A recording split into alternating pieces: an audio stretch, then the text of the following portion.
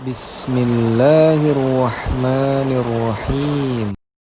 Assalamualaikum Sobat Muslimpreneur. Banyak orang salah kaprah tentang emas. Apa saja itu? Pertama, menganggap emas adalah investasi. Emas bukanlah investasi. Dalam Kamus Besar Bahasa Indonesia, diterangkan bahwa investasi merupakan penanaman uang atau modal pada suatu perusahaan atau proyek untuk tujuan memperoleh keuntungan. Sementara emas kita menyimpan saat ini dan menjual di masa yang akan datang tetap akan sama nilainya. Memang benar, terlihat lebih mahal jika disandingkan dengan rupiah. Tapi itu sebenarnya bukan nilai emas yang naik, tetapi nilai rupiah yang terus turun. Menabung emas tidak membuat Anda mendapatkan keuntungan, tetapi menabung emas akan mencegah Anda dari kerugian akibat inflasi uang kertas. Jika Anda ingin berinvestasi, maka investasilah di perusahaan rekan Anda dengan perjanjian akan mendapatkan berapa persen dari keuntungannya. Namun harus dipahami bahwa jika perusahaan rekan Anda itu bangkrut, maka Anda harus siap dibagi kerugiannya. Kedua, membeli emas virtual. Banyaknya minat masyarakat terhadap emas dimanfaatkan dengan menjamurnya perusahaan yang menawarkan emas digital atau emas virtual atau tabungan emas atau apapun namanya. Perusahaan ini menjual emas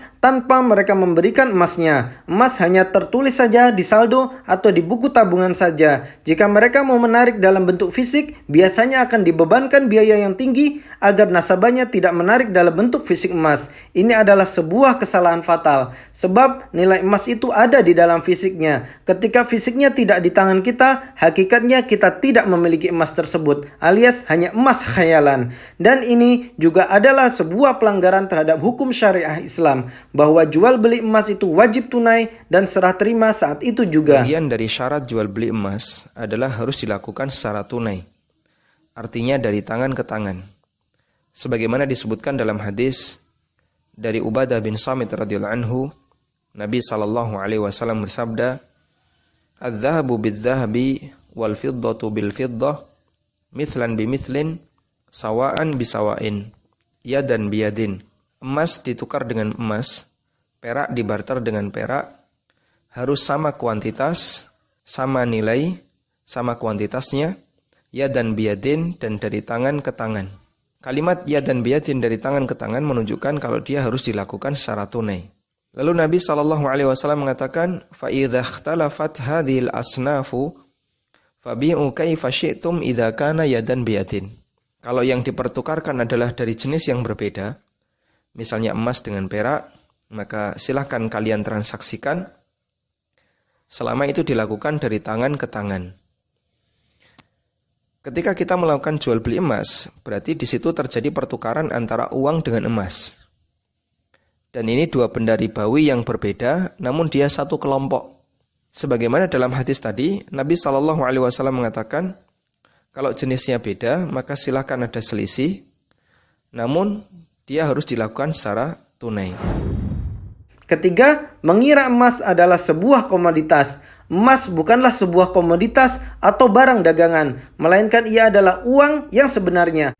Uang yang kita gunakan saat ini hanya dianalogikan kepada emas, sementara uang yang sesungguhnya ya emas itu sendiri. Emas telah digunakan sebagai mata uang sejak peradaban manusia, dan sampai kapanpun emas tetaplah the real money. Jika Anda menabung dalam bentuk uang kertas, maka 100 tahun lagi bisa jadi tidak lagi bernilai, atau bernilai tetapi pasti nilainya akan jauh berkurang. Berbeda dengan jika Anda menabung emas, maka 100 tahun lagi tetap akan bernilai yang sama.